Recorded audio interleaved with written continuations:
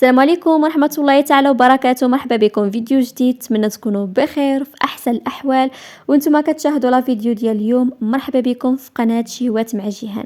وصفتنا اليوم ان شاء الله لعشاق المادلين او لي كاب كيك، فهاد الوصفه ليكم، فهاد الوصفه اللي غادي نحضرها معكم بواحد الطريقه اللي هي سهله وبسيطه واقتصاديه، واللي انا متاكده وخلي ما عمر ما نجح لها هاد لي كاب كيك. فغير تبع غير هاد الفيديو، تبع المقادير وطريقه التحضير، وانا متاكده بلي غادي تنجح معكم. فغادي نشارك معكم في هذا الفيديو واحد الطريقه البنات والله العظيم الا كتخلي الكيك ديالكم كيجي عالي كيف ما موضح لكم في الفيديو، كيجي مفشفش ما تشبعوش منه.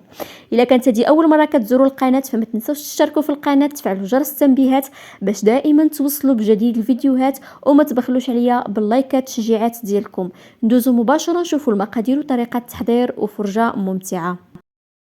فغادي نبداو على بركه الله. غادي نحتاجوا لهاد الوصفه جوج ديال البيضات، من الافضل بالنسبه للبيض ولنجاح لي كاب كيك او لا الكيك، فخصنا البيض ضروري يكون درجه حراره المطبخ، ما يكونش البيض من الثلاجه ويكون البيض بارد، فالكيكه ما غتنجحش معكم.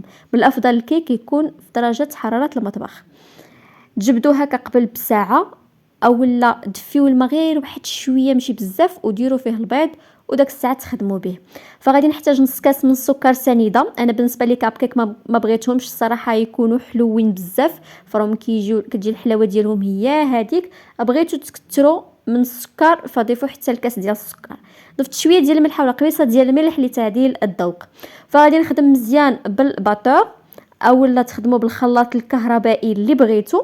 فغادي نخدمها معكم هكا باش كيبان وانا كنطرب، يعني كيبان لكم الخدمه وكتبان لكم ملي كيكون يعني هذا كيتغير اللون ديالو. الا ما كانش عندكم ممكن تضيفوا يعني ديروا غير في الخلاط الكهربائي او لا تخدموه بالخلاط اليدوي، غير هو كيشد اليد بزاف والوقت. فما علينا، فغادي نخدموه مزيان حتى كيتغير اللون ديالو، يعني كيولي هكا شبه يعني اللون ابيض. فكنخدموه مزيان بدرجه يعني عفوا بسرعه اللي هي مرتفعه. فانايا سرعت الفيديو باش ما يجيكمش الفيديو طويل. فهذا هو يعني اللون اللي بغيت نتحصل عليه. فهنا البيض من بعد ما طلع لينا مع السكر، فغادي نضيف نص كاس ديال الزيت، يعني غير نص كاس ديال الزيت بركه. فكنضيفوه شويه شويه يعني على عده دفعات، وفي نفس الوقت كنبقاو نخلطوا بسرعه اللي هي عاليه. صافي دابا ما غاديش نبدا نخدم بالباطور مباشره. غادي ناخذ واحد الكيس من الكاكاو الخام او الكاكاو المر. من الافضل تاخذوا هاد الكيس، هاد النوعيه اللي كتكون زوينه، فيها الرائحه وفيها المذاق وفيها حتى اللون. صراحه زوين بزاف، احسن من هذاك ديال العبار اللي كيتباع يعني بالعبار. الا كان عندكم حاليا متواجد غير ديال العبار ضيفوه، ولكن يعني الا كان هذا كان احسن، فهو كيعطيه واحد المذاق زوين بزاف. فضروري انكم تغربلوه باش الا كان فيه هكا شي حاجه داك الحبيبات ولا كتعاودوا تغربلوهم مزيان. وكنحاولوا اننا نخلطوا غير بشويه بالخلاط اليدوي باش ما نهبطوش داك البيض اللي من الصباح وحنا كنطربوا فيه. فهنا من بعد البنات فغادي نضيف هنا واحد الكاس ديال الدقيق الابيض اللي تيكون بطبيعه الحال مغربل. فغادي نضيف غير نص كاس في الاول. غادي ندخلو مع داك البيض اللي كنا طربناه غير شويه بشويه بهذه الطريقه هذه. فركزوا معايا، فهذا هو السر اللي بغيت نشارك معكم باش ينجح معكم لي كاب كيك او لا المادلين، فهو كيجي غزال بزاف. فهنا غادي نحاولوا اننا ندخلوا الطحين غير بشويه في الخليط باش ما ينزلش لينا داك البيض. كيف ما لاحظتوا من بعد غادي نزيد داك نص الكميه اللي بقات لي في الكاس، غادي نضيفها كلها وغادي عاوتاني نفس العمليه حتى ما يبقاش نهائيا الطحين كيبان. بهذه الطريقه البنات كنخدموه غير بشويه.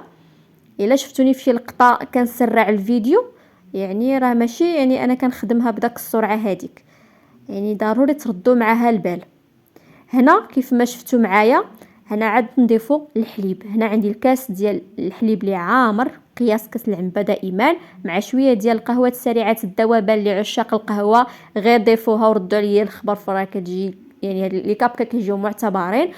هنا البنات من بعد ما كنضيفوا يعني داك الكاس ديال الدقيق في الاول، عاد غادي نضيفوا الحليب. فهاد الطريقه ما كنخليوش ان البيض ينزل لينا. الا ضفتوا الحليب يعني من مورا طربنا البيض وكنضيفوا الحليب، فراه هو يعني بحال اللي ما كيبقاش داك البيض طالع. فهمتوا قصدي؟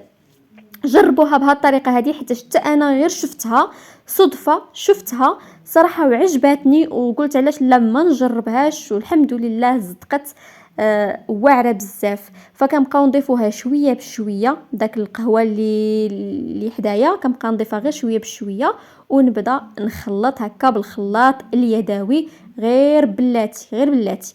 فمع الاسف هنايا كانت الكاميرا ما كتصورش، فانا ضفت الكاس يعني الكاس ديال القهوه كامل ضفته هنايا. يعني كنتحصلوا على هذا الخليط هذا. من بعد كنضيفوا الكاس الثاني ديال الدقيق. دائما الدقيق البنات تيكون مغربل مزيان. فغادي نضيفوا لنا 2 اكياس من الخميره الحلويات اللي الوزن ديالهم 16 غرام، يعني 2 اكياس. الخميره حتى هي عندها واحد الدور كبير، خصوصا اللي كانت الخميره هكا جديده، ما تكونش بارده، تكون هكا جديده. كتزيد حتى هي كتطلع لي كاب كيك او الكيك بصفه عامه. كنغربلوه مزيان صافي، ونبداو داك الساعات يعني كنخلطوه غير بالخلاط اليدوي وغير بشويه. طريقه سهله بزاف البنات وزوينه واقتصاديه، ونتمنى انكم تجربوها بهذه الطريقه بالنسبه اللي ما كتنجحش معاه لي كاب كيك. فهنايا غادي نضيف نص كاس اللي تيكون عامر يعني شويه، نص كاس ديال الدقيق. يعني هنا المجموع اللي هو 2 كيسان ونص ديال الدقيق اللي احتاجيت في هاد لي كاب كيك. بالنسبه للخليط او للقوام ديال لي كاب كيك او المادلين، خصو يكون ثقيل شويه على الكيكه العاديه، ضروري خصو يكون ثقيل شويه على الكيكه العاديه. هنا غادي ناخذ هاد الحبيبات ديال الشوكولا. فانا غادي نديرها هنايا في قلب العجين. ممكن نتوما يعني ديروا اللي بغيتوا البنات. هنا ملاحظه اخرى، الا ما كنتوش غادي ديروها هنايا بالكاكاو، فداك المعلقه الكبيره او داك المعلقه الكبيره ديال الكاكاو، فغادي تعوضوها بمعلقه كبيره ديال الدقيق. هذا مكان. فانا تقريبا عندي واحد المعلقه صغيره ديال الخل كيعطيها واحد الهشاشه زوينه بزاف، كيخلي المادلين كيجيكم هشيش وخفيف. فصافي هذا مكان البنات. كناخذ ليمول ديالي، كناخذ هاد الكويغطات هادو ديال لي كاب كيك صافي، ونبدا نعمر. هنا راني كنخلي غير واحد المساحه، غير واحد شويه، يعني عندي تقريبا كنهز 2 المعالق ونص من داك الخليط كيف ما موضح لكم في الفيديو. فهاد الوقيته فانا كندخلهم الفران ديال الضوء، الفرن الكهربائي اللي كيكون سخون مسبقا. كنحطو هكا في داك الرف الوسطاني، وكنشعل عليه من الفوق ومن التحت على درجه حراره اللي هي تكون مهيله، ما تكونش مرتفعه بزاف باش ما يتخطفوش لينا وتبقى العجينه من الداخل، يعني بحال كيطيبوا غير من برا ومن الداخل ما طايبينش.